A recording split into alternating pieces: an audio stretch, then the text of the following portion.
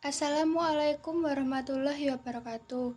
Perkenalkan, nama saya Ginana Fial Faizin dengan NIM 203131099, Prodi Pendidikan Islam Anak Usia Dini, Fakultas Ilmu Tarbiyah, UIN Raden Mas Said Surakarta.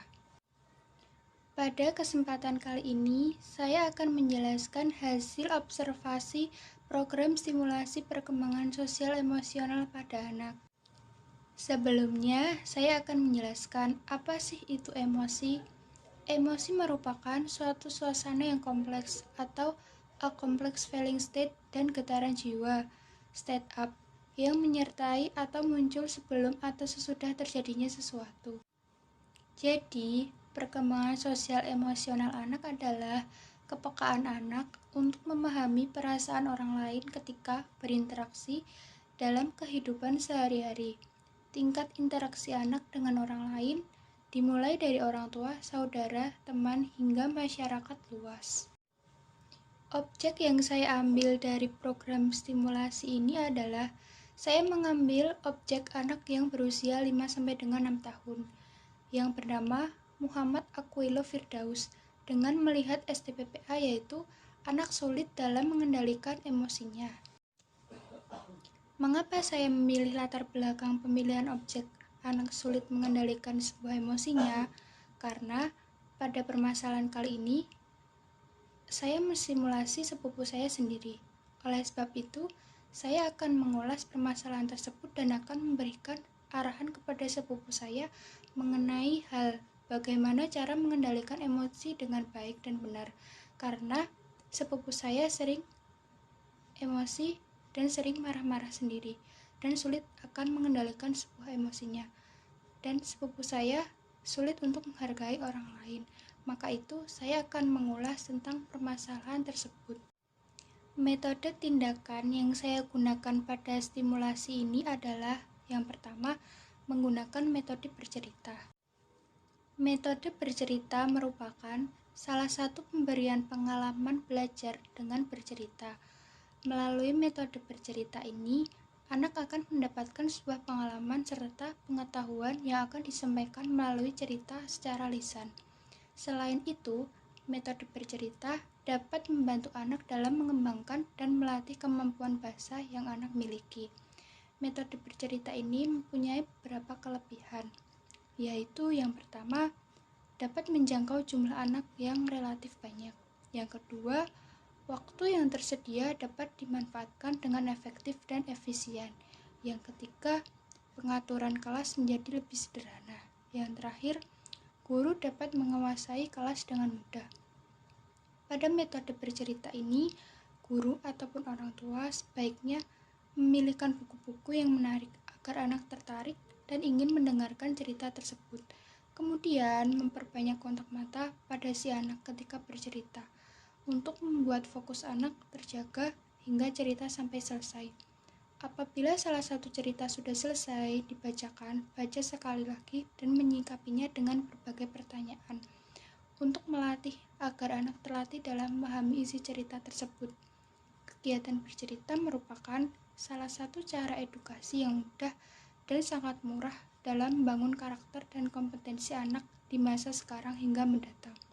Karena pada metode bercerita ini, anak akan mengetahui bagaimana cara mengendalikan emosi dengan baik.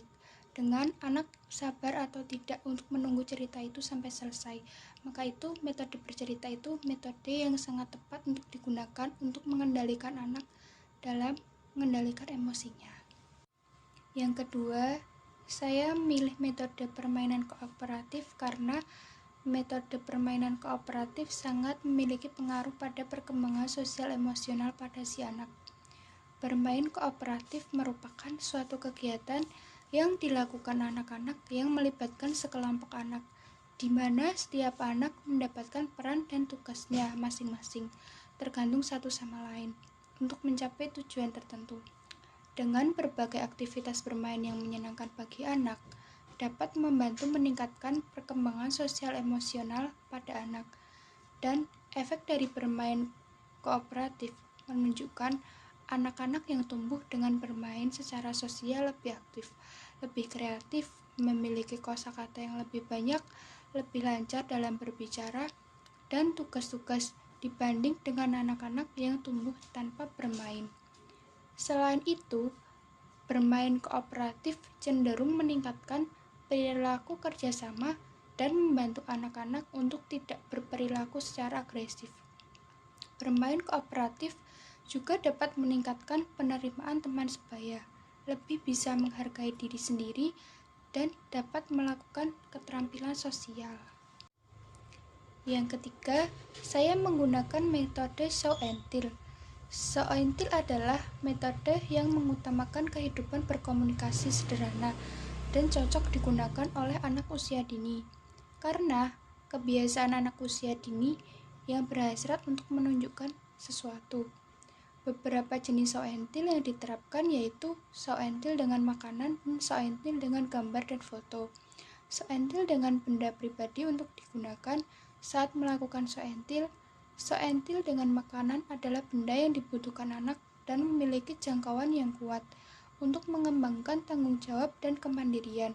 Ketika anak sedang show and tell, anak dapat bercerita mengenai rasa, bahan utama untuk membuat makanan, warna, dan lainnya. Show and tell dengan gambar dan foto relatif untuk menstimulasi kemampuan bertata krama, tanggung jawab, dan kemandirian. Bagi anak, kemampuan tersebut dapat diterima dengan baik melalui cerita yang dibantu dengan media gambar ataupun foto.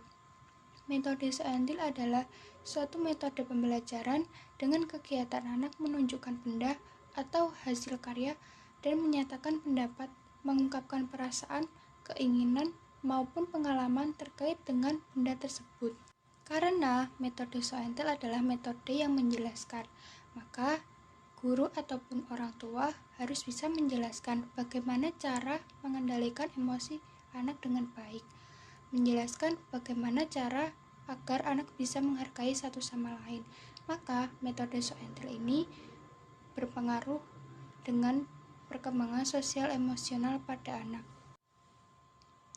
Kondisi awal pada program stimulasi observasi yang pertama yaitu anak sulit untuk mengendalikan emosinya dan mudah marah jika ada orang yang mengganggunya, seperti sepupu saya sering bermain game dan sepupu saya sering diganggui oleh temannya.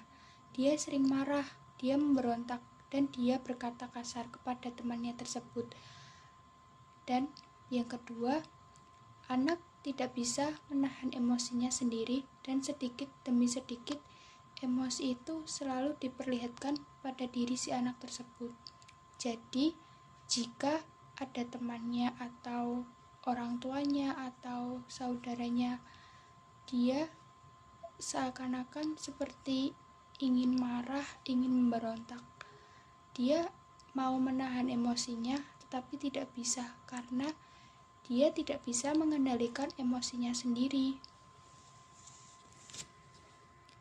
Dan yang terakhir, anak sering marah dan tidak mau mengalah apabila sedang bermain dan tidak mau bergantian dengan temannya pada saat bermain.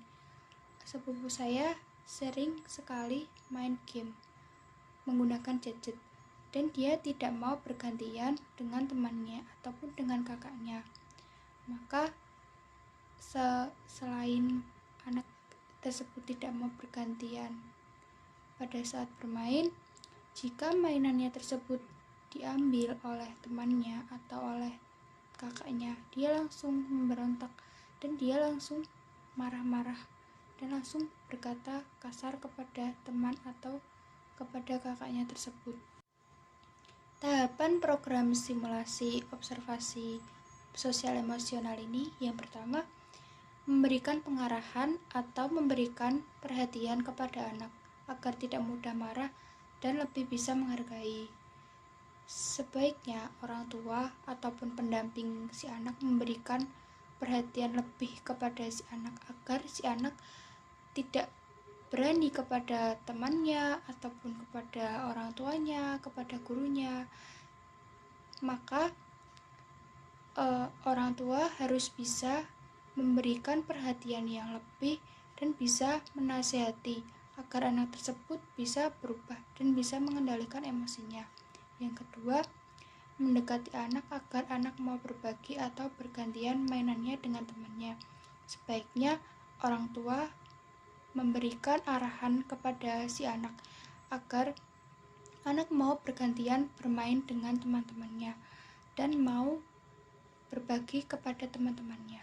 Yang ketiga, menjelaskan kepada anak cara yang baik agar bisa lebih mengontrol emosinya. Sebagai orang tua memiliki peran yang sangat penting bagi pertumbuhan si anak, apalagi pertumbuhan sosial emosionalnya.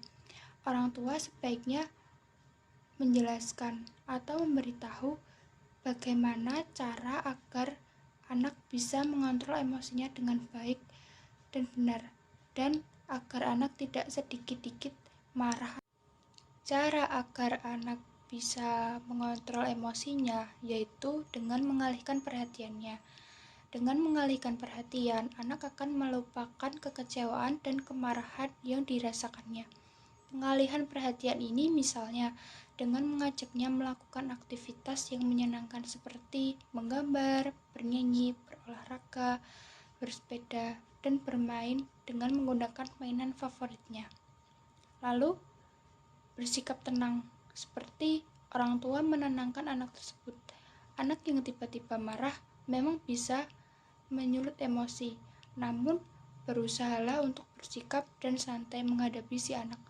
Sikap tenang akan membuat Anda lebih mudah menanggapi solusi dan memberikan atau menenangkan amarah si anak. Jangan sampai orang tua malah menambah emosi pada si anak dan membawa si anak ke tempat yang sepi untuk memberikan arahan kepada si anak. Respon anak pada minggu pertama yaitu anak masih belum bisa mengontrol emosinya dengan baik, dan sedikit demi sedikit si anak mengeluarkan kata-kata yang tidak mengenakan, seperti berkata kasar kepada temannya, lalu mengeluarkan amarahnya sedikit demi sedikit, mengeluarkan emosinya dan tidak bisa mengendalikan emosinya dengan baik dan benar. Pada minggu kedua, anak sedikit demi sedikit sudah bisa mengontrol emosinya dengan baik, tetapi masih sedikit mudah marah atau ngambek karena sepupu saya mudah ngambek ataupun mudah marah karena jika ada orang yang mengganggunya, maka sepupu saya akan membalasnya dengan menggunakan pukulan. Yang minggu ketiga, anak sudah mulai bisa lebih menghargai orang lain dan bisa menahan amarahnya karena orang tua dan guru memberikan arahan yang baik dan tepat untuk kepentingan anaknya, agar anaknya tidak menggunakan atau mengeluarkan kata-kata kasar dan lebih bisa menghargai orang lain dan lebih bisa mengontrol atau mengendalikan emosinya sendiri. Setelah saya melakukan observasi stimulasi pada si anak ini, saya mendapatkan anak sudah mulai bisa mengendalikan emosinya dan amarahnya, yang sebelumnya anak sedikit-sedikit mudah marah ataupun mudah emosi dan berkata kasar. Anak yang dulunya belum bisa menghargai, sekarang sudah bisa menghargai satu sama lain dan lebih bisa hormat kepada teman-temannya. Berikut hasil dokumentasi dari program stimulasi saya. Sekian dari video observasi program stimulasi yang saya paparkan. Jika ada kurang lebihnya mohon maaf. Wassalamualaikum warahmatullahi wabarakatuh.